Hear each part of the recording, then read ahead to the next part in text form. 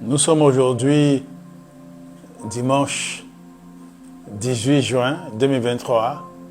Je voudrais vous saluer tous ceux qui sont connectés, qui sont en direct, mais ceux aussi qui viendront plus tard. Je voudrais m'excuser pour ce retard. Il est 11h pratiquement 20 et c'est maintenant qu'on commence, alors qu'habituellement nous commençons plus tard à 11h10 je veux dire. Aujourd'hui c'est la fête des pères et nous célébrons la fête des pères et je voudrais souhaiter une bonne fête à tous les pères, pères biologiques, pères spirituels, en tout cas pères intellectuels, vous qui avez divers statuts, que Dieu Tout-Puissant vous bénisse et vous assiste dans votre rôle de père. La Bible déclare dans Éphésiens chapitre 3, le verset 14, c'est Paul qui dit « Lorsque je considère la grandeur de ce plan, je tombe en adoration devant le Père. » Ce Père à qui toutes les familles du ciel et de la terre doivent leur existence et leur nature. Le plan dont Paul parle en question, nous pouvons le lire au chapitre 2, verset 20. Au chapitre 2, à partir du verset 20, il est dit « Vous êtes l'édifice que Dieu construit sur le fondement des apôtres, ses porte-parole. Jésus-Christ en personne en est la pierre d'angle sur laquelle tout l'édifice s'aligne. » Verset 21, c'est en lui que toute la construction s'élève, que toute la construction s'élève harmonieusement, chaque pierre s'adaptant parfaitement à ses voisines, afin d'être un vrai temple consacré au Seigneur. Verset 22, par votre union avec le Christ, vous avez été intégrés à ce sanctuaire avec les autres pour former une demeure où Dieu habite par son esprit. Pour former une demeure où Dieu habite par son esprit, pour devenir grâce à l'esprit la demeure de Dieu. Et le verset 14 donc, c'est de ce plan-là. Le plan où il est question que Dieu fasse de tous ceux qui acceptent Jésus-Christ comme Seigneur Sauveur personnel sa demeure. Un édifice qui rassemble ainsi tous ceux qui se sont donnés à Christ Jésus afin d'être membres de la famille de Dieu. Donc c'est de ce plan que Paul parle et il dit, lorsque je considère, verset 14 donc de Éphésiens chapitre 3, lorsque je considère la grandeur de ce plan, je tombe en adoration devant le Père. Verset 15, ce Père à qui toutes les familles du ciel et de la terre doivent leur existence et leur nature. Alors en grec, le mot famille se dit patria. Et patria dérive du mot père qui est pater. Donc, Paul veut dire par là que l'amour qui lie les membres d'une même famille est une image des liens qui unit Dieu à ses enfants. Donc, ce que tu dois comprendre ce matin, et c'est cela. Nous continuons la lecture. Donc, nous lisons maintenant le verset 16 d'Éphésiens chapitre 3. Ses ressources sont infinies. Les ressources de Dieu sont infinies. Donc, famille, père et les membres de ta famille, vous devez savoir que les ressources de Dieu sont infinies. Dieu tient des trésors de grâce à votre disposition. Et c'est pour cela que, en accord avec Paul, nous demandons que par son esprit, il puisse vous saisir, que vous puissiez saisir tout ce dont il est question, que vous puissiez comprendre que Dieu tient à votre disposition des trésors de grâce. Que le Seigneur, que le Dieu Tout-Puissant vous fortifie et qu'il renouvelle votre être intérieur afin que vous puissiez grandir et progresser. Que par votre foi, Christ puisse faire de vos cœurs sa demeure permanente. Oui, ça c'est le défi. Il faut que Dieu fasse de ton cœur sa demeure permanente. Il faut que tu sois temple du Saint-Esprit. Ce n'est pas de temps en temps que tu as des éclaircies, de temps en temps que tu deviens lucide, mais à tout moment, à chaque instant, il faudrait que tu sois le temple de Jésus-Christ de Nazareth. Que par votre foi, le Christ puisse faire de vos cœurs sa demeure permanente. Alors, solidement fondé sur lui, plongeant vos racines profondément dans l'amour, vous serez aussi à même, dans la communion avec les autres chrétiens, de sonder toutes les dimensions du plan de Dieu pour vous et de réaliser à quel point l'amour du Christ est long, large, profond et élevé. Que vous puissiez connaître vous-même cet amour, bien qu'il surpasse tout ce qu'il est possible de connaître ici-bas, jusqu'à ce que tout votre être soit rempli de la pleine présence divine. C'est ça le défi. Il faut que tu sois rempli de la pleine présence de Jésus-Christ de Nazareth. Parce que si tu es rempli, pleinement rempli, et qu'en toi habite pleinement la divinité, alors tu verras comment Dieu te conduit. Tu verras que tu vas vivre les actes des apôtres. Oui, ce que Dieu faisait à travers les apôtres. Pendant que Paul, pendant que Pierre, Marc, quelque part, on vient appliquer sur lui des mouchoirs qu'on va appliquer sur les malades et les malades étaient guéris. Ou bien pendant qu'ils vont, ils disent à quelqu'un qui est boiteux, qui ne marche pas du tout, qui est là, qui mendie, il dit, bon, tu nous demandes l'argent, mais nous n'avons pas d'or, nous n'avons rien à te donner, si ce n'est que par le nom de Jésus-Christ, nous proclamons que tu es guéri. Et la personne est guérie et se lève. C'est cela. Voilà comment tu peux manifester la plénitude de la divinité. Donc, sache que, Père, ta maison est une église. C'est l'église de Dieu. Ta maison est un temple.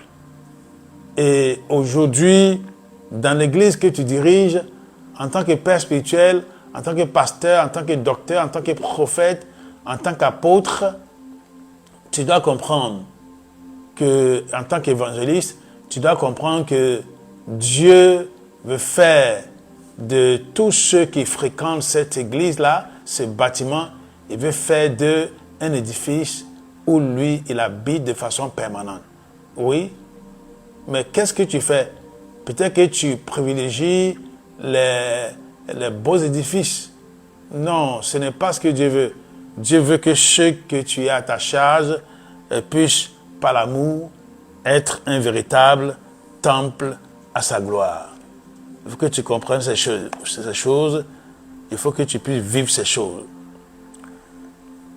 Et ça, c'est pour faire un clin d'œil au Père et leur souhaiter bonne fête des Pères, afin qu'ils sachent comment diriger l'église qui est dans leur maison, parce que la première église, c'est celle qui séjourne, j'allais dire, dans leur maison, et qui puisse aussi, si Dieu leur a confié une telle responsabilité au niveau local ou international, qu'ils puissent savoir comment agir.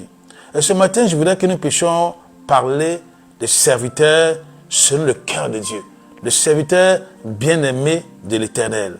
Oui, la mission de ce serviteur-là, c'est ce dont nous avons parlé ce matin. Et pour cela, nous allons prendre Matthieu, le chapitre 12. Matthieu, chapitre 12. Nous allons lire la parole de Dieu à partir, dans Matthieu, chapitre 12, à partir du verset 20.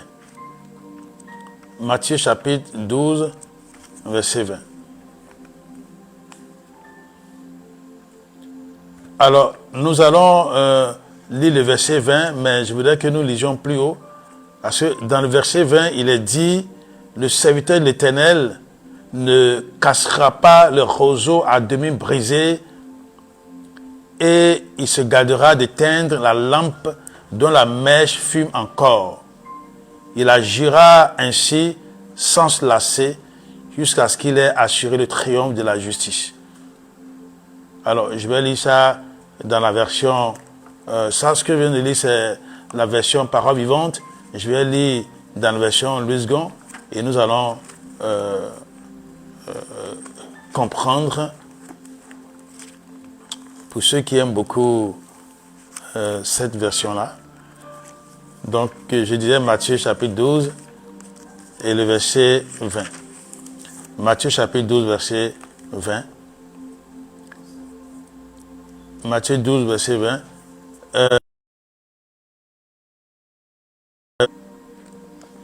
Et il n'éteindra point le lumignon qui fume. Le lumignon, ça veut dire la mèche qui fume, jusqu'à ce qu'il ait fait triompher la justice. Jusqu'à ce qu'il ait fait triompher la justice. Alors, ce passage, nous allons le lire en entier, parce qu'en réalité, c'est une prophétie qui se trouve dans Ésaïe chapitre 42. 42 s'est accompli en Christ Jésus de Nazareth. Je vais donc lire le chapitre 42 d'Ésaïe. Ésaïe chapitre 42, nous lisons à partir du verset 1er. C'est le Seigneur qui déclare cela. Voici mon serviteur que je tiens par la main, celui que j'ai choisi, celui qui fait tout mon plaisir. Je lui ai donné mon esprit. Il fera connaître aux nations ce qui est juste et droit. Mais il ne criera pas, il ne lèvera pas la voix, il ne la fera pas entendre dans les rues. Verset 3, il ne brisera pas le roseau que l'on a froissé et il n'éteindra pas la flamme vacillante. Mais il fera régner le droit selon la vérité. Verset 4, il ne faiblira pas, rien ne pourra l'abattre, jusqu'à ce qu'il ait établi la justice sur terre, jusqu'à ce que les îles se fient à son enseignement. Car voici ce que dit le Seigneur Dieu, qui a créé les cieux et les a déployés, qui a formé la terre et ce qu'elle produit, qui a donné la vie aux hommes qui l'habitent et le souffle vital à ceux qui la parcourent. Moi, l'Éternel, je t'ai appelé dans un juste dessein.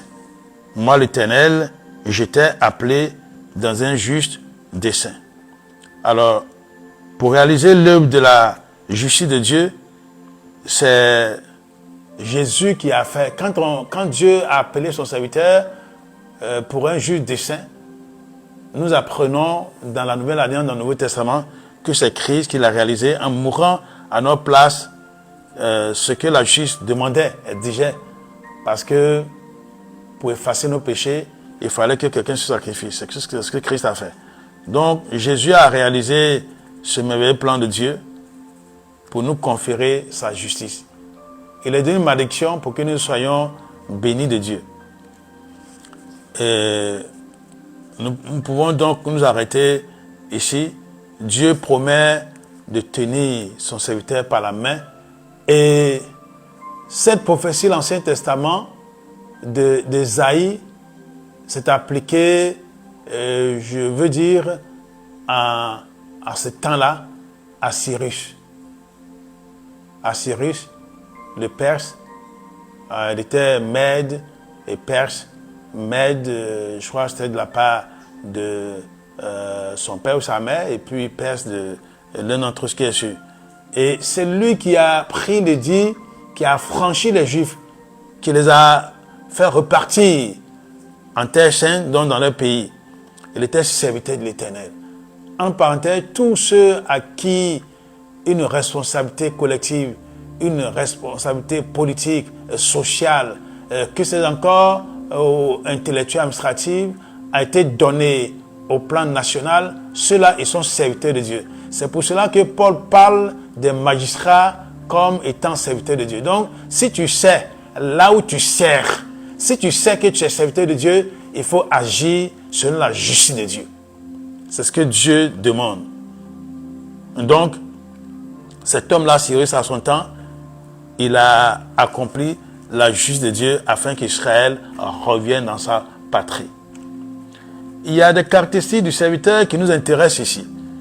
C'est pour cela que nous allons lire dans le Nouveau Testament l'accomplissement de cette prophétie, toujours dans Matthieu chapitre 12, Nous allons lire cette fois-ci à partir du verset 15. Matthieu chapitre 12, nous lisons cette fois-ci à partir du verset 15 pour nous arrêter au verset 22. Matthieu chapitre 12, verset 15. Quand Jésus a appris qu'on voulait le tuer, il quitta cet endroit et se retira. Une grande foule le suivit et il guérit tous les malades. Verset 16. Mais il a défendu formellement de le faire connaître comme Messie. Verset 17. Ainsi s'accomplit ces paroles prononcées par le prophète Ésaïe. Verset 18. Voici mon serviteur, dit Dieu, celui que j'ai choisi. Il est mon ami, je l'aime. Il a toute ma faveur, il a toute mon affection. Je ferai reposer mon esprit sur lui et il annoncera la justice aux gens de toutes les nations. Verset 19, il ne cherchera pas querelle, il ne parlera pas fort, sa voix ne retentira pas sur les grands chemins. Verset 20, il ne cassera pas le roseau à demi brisé et il se gardera d'éteindre la lampe dont la mèche fume encore. Il agira ainsi sans se lasser jusqu'à ce qu'il ait assuré le triomphe de la justice. Verset 21, tous les peuples mettront leur espoir en lui. Verset 22, on lui amena aussi à la même époque un homme qui était sous l'emprise d'un mauvais esprit, qui le rendait aveugle et muet. Jésus le guérit et l'homme put de nouveau parler et voir. Gloire à Jésus-Christ de Nazareth. La puissance de la divinité, la puissance de son esprit que Dieu place en toi, que Dieu met en toi, te rend capable de dépasser tes limites et te fait marcher dans la dimension surnaturelle de ton existence. Ce matin, je voudrais m'adresser à quelqu'un. Je voudrais m'adresser à toi qui sais ou qui a été appelé et que Dieu a choisi pour être son serviteur. Je m'adresse à toi et je relève ici les caractéristiques du serviteur sur le cœur de Dieu. Il est dit de ce serviteur-là, il est dit de lui qu'il ne lèvera pas la voix dans les rues, sur les grands chemins. Il ne cherchera pas querelle. Il ne parlera pas fort. Quels sont ceux qui cherchent querelle, qui parlent fort? Quels sont ceux qui font retentir leur voix sur les grands chemins, dans les grandes rues? Ce sont les gens qui sont à la recherche de propagande, qui font la propagande pour avoir des fidèles, pour avoir des disciples à eux. Mais ce ne sont pas des gens qui cherchent des fidèles pour Jésus-Christ. Ce ne sont pas des gens qui veulent amener ceux qui ne connaissent pas Christ à le découvrir. C'est des gens qui sont en mal de publicité. C'est des gens qui sont en mal de renommée. Et ce sont des gens qui mettent des affiches plein de rues parce qu'ils veulent qu'on les connaisse. Ils veulent qu'on sache qu'ils ont tel talent. Ils veulent qu'on sache qu'ils font des miracles. Il est dit du serviteur de l'Éternel qu'il ne lèvera pas la voix dans les rues. C'est-à-dire qu'il ne sera pas en mal de publicité, de propagande. Comment tu sais Dieu?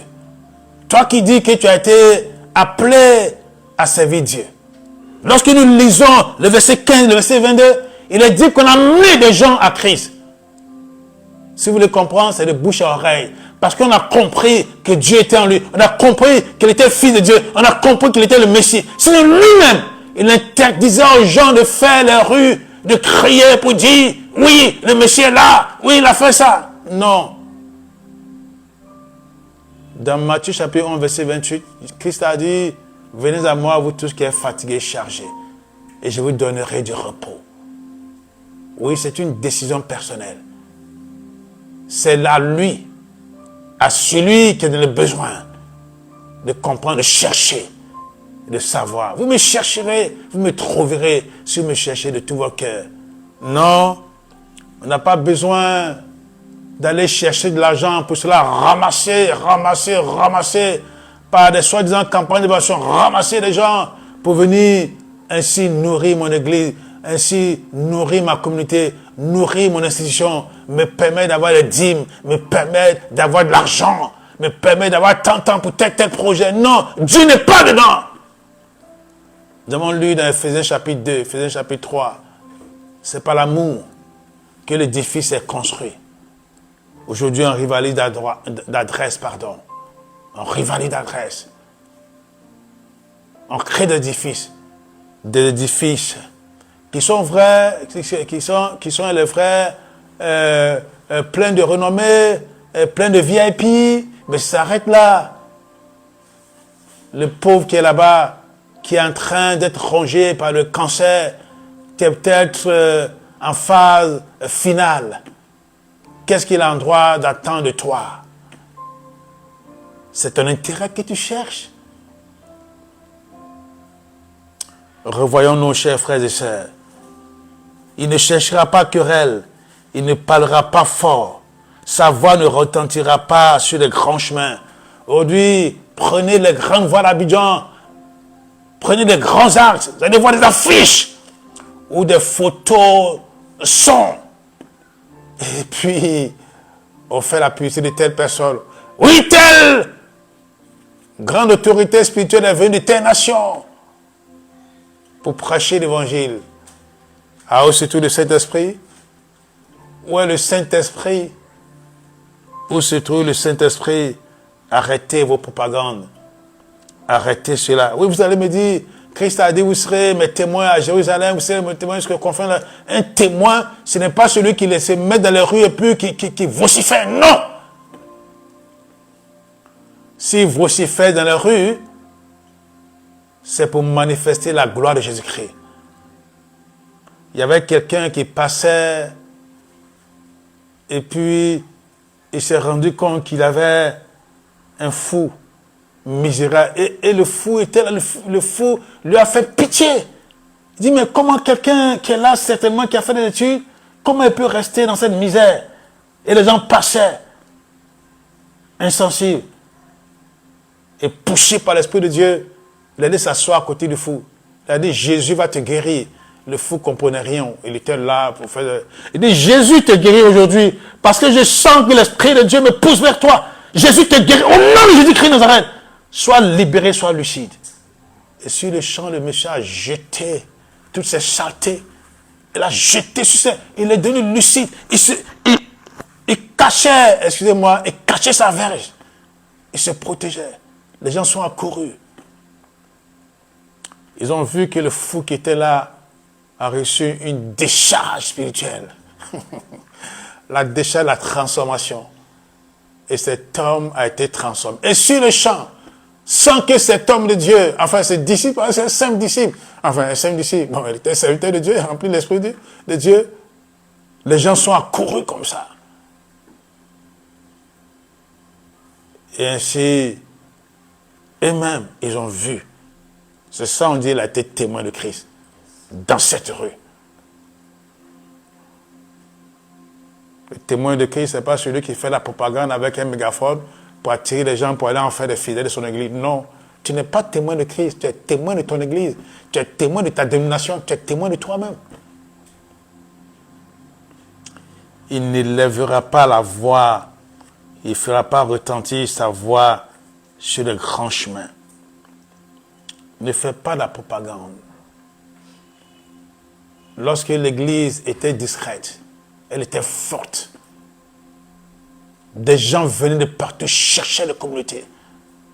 Passer de bouche à oreille, ils ont appris ce qui s'y passait. Mais lorsqu'on a commencé nous-mêmes à faire la propagande, à crier dans les rues, les églises sont vides et on forme des disciples qui ont la parole de la piété, mais qui renient ce qui en fait la force. Les gens sont malheureux quand ils fréquentent nos églises. Ils sont malheureux. Parce que c'est devenu une idéologie. Pour se donner bonne conscience. C'est dire, bon, si je ne vais pas, peut-être que le jour où je vais mourir, j'ai trouvé personne, j'ai trouvé aucune communauté à mes funérailles. On a dit qu'on ne m'enterrera pas parce que je n'aurai pas de cas de temps. Et vraiment, que Dieu ait pitié de nous.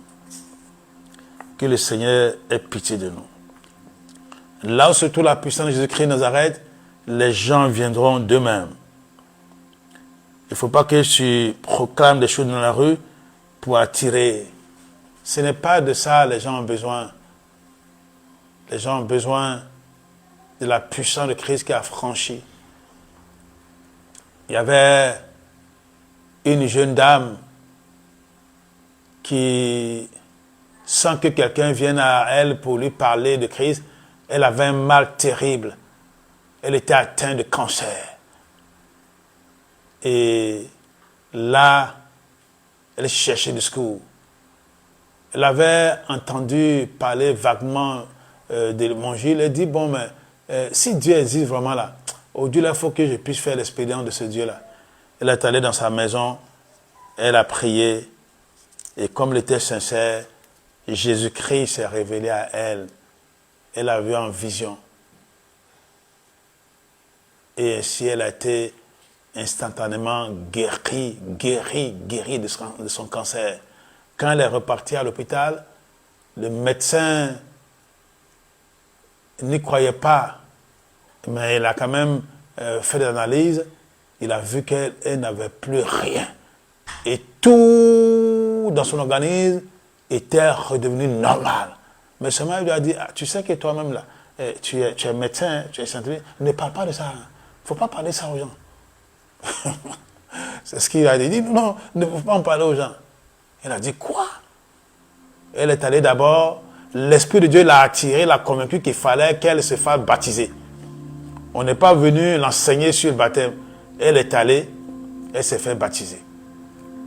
Et puis, elle est allée dans sa maison, dans sa famille, elle ne s'est pas mise à crier, non, venez, moi je suis converti. Elle a informé ses parents que Jésus l'a guéri parce que voilà ce qu'il a, voilà, c'est tout ce qu'elle a dit. C'est ça, elle témoin. Elle a dit, moi Jésus m'a guéri du cancer. Quand ses parents qui étaient d'une autre religion ont appris ça, ils étaient fâchés. Elle dit, ne viens pas faire ta propagande. Il dit, non, je dis simplement.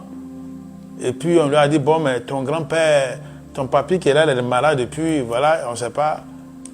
Il dit, papy, bon, elle l'a emmené à l'écart et puis elle a prié. Le monsieur a été instantanément guéri. D'abord parce que lui-même là, il ne voulait pas. Et puis ça va, mais tu n'as rien à perdre de Dieu. Et le Seigneur agit. Être témoin là, c'est que l'Esprit de Dieu se manifeste par toi. C'est ça qu'on appelle témoin. Relisez les Actes des Apôtres. Est-ce que les apôtres sont allés placer des bâches ou des tentes et puis faire des évangélisations? Jamais. Ils se laissaient conduire par le Seigneur et le Seigneur glorifiait son nom. Être témoin de Christ, c'est cela.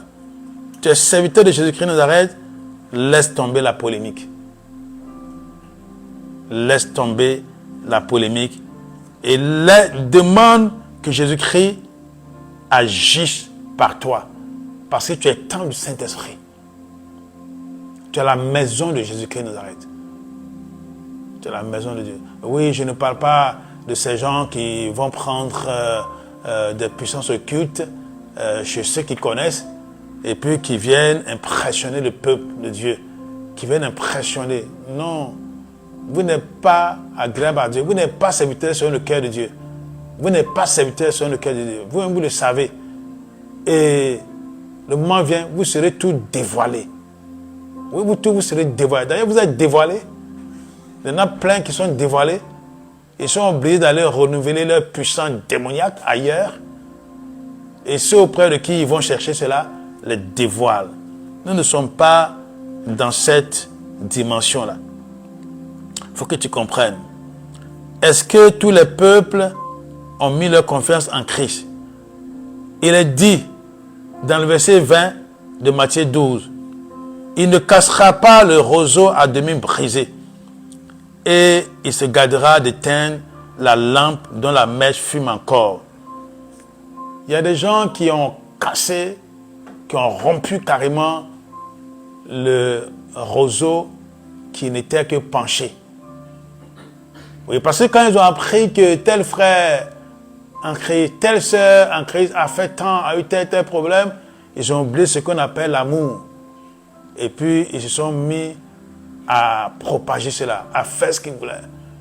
Au lieu de prier pour que les gens qui sont dans ces problèmes puissent être libérés, non. Au contraire, ils en font le chou gras. Le commérage. Ils en parlent, ils deviennent témoins de ces mauvaises choses-là. Comment voulez-vous que les gens se relèvent? Au contraire, vous travaillez à leur destruction. C'est ça qu'on appelle briser complètement, casser totalement, rompre totalement ce qui est à demi brisé. Et le mignon qui fume encore, il y a beaucoup de gens qui l'ont éteint. On dit, oh, celui-là, laissez-le. Derrière-moi, celui-là, il prêche tant, et puis c'est lui-même qui fait ça. Non, lui, il n'a pas qui peut non, c'est pas bon, il n'est pas bon. Et ainsi, dans l'église, on parle de lui. Oui, on colporte cela. Et on en rajoute. Rien que pour faire du mal. Le serviteur de Dieu, là, il ne fait pas ça. Oh. Ce n'est pas de ça on t'a dit d'être témoin. Le serviteur de Dieu ne fait pas ça. Donc arrête ça. Arrête ça. Arrête ça. Si tu es l'autorité qui doit approcher la personne, prends comme la Bible dit, 1, 2, 3 témoins, et puis allez-y vers la personne. Mais n'en fais pas de chou gras.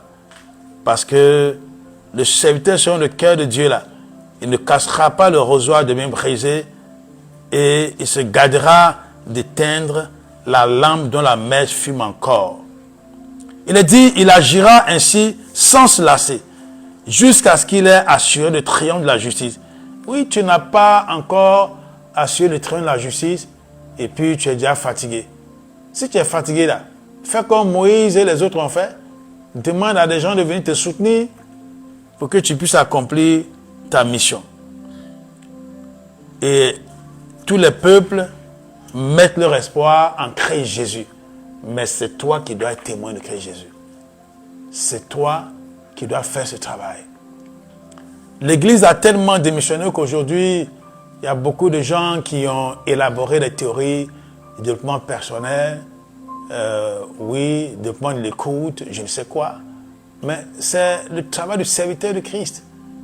C'est le travail du serviteur de Dieu. Parce que nous le faisons non pas pour la terre seulement, mais il dit que l'amour de Dieu a des promesses de la vie actuelle et de la vie à venir. Nous sommes citoyens du ciel. On fait tout par rapport à cette dimension céleste. Ah oui, c'est nous qui régnerons. Ce n'est pas une spéculation. Celui qui est d'ici de Christ, il est appelé à régner. Et il règne. Je ne parle pas de ces règnes de vanité, mais je parle du véritable règne. Fais de Christ ton sauveur personnel, ton Seigneur, et tu comprendras en profondeur tout ce dont nous sommes en train de parler. Cesse de faire la propagande. Dieu t'appelle à ne point élever la voix dans les rues. Cesse de faire ces propagandes-là. Cesse de mettre des affiches. Peut-être que ce que tu aurais pu engranger comme bénéfice en guillemets aurait atteint le double, triple, que c'est encore. Mais comme tu t'occupes de toi-même, tu fais toutes ces choses-là, tu ne récoltes que des miettes. Et tu continues de le faire. Tu te propages partout.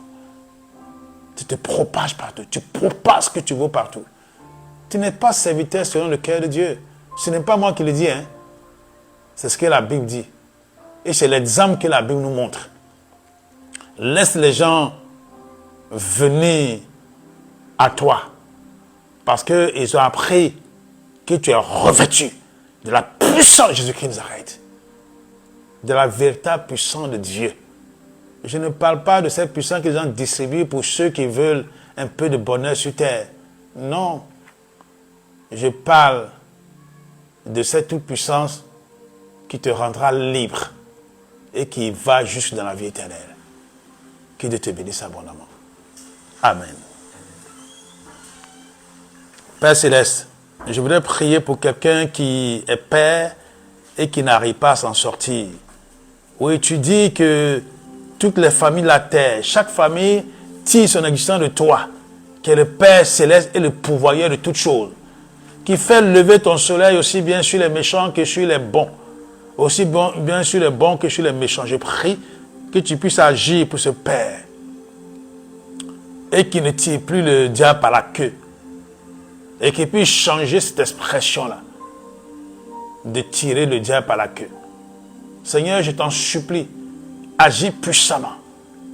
Je romps et je détruis cette réclamation permanente. Je détruis cela au nom de Jésus-Christ. Parce que tu es venu, Seigneur, et tu es mort à la croix pour que la justice de Dieu soit accomplie en notre faveur.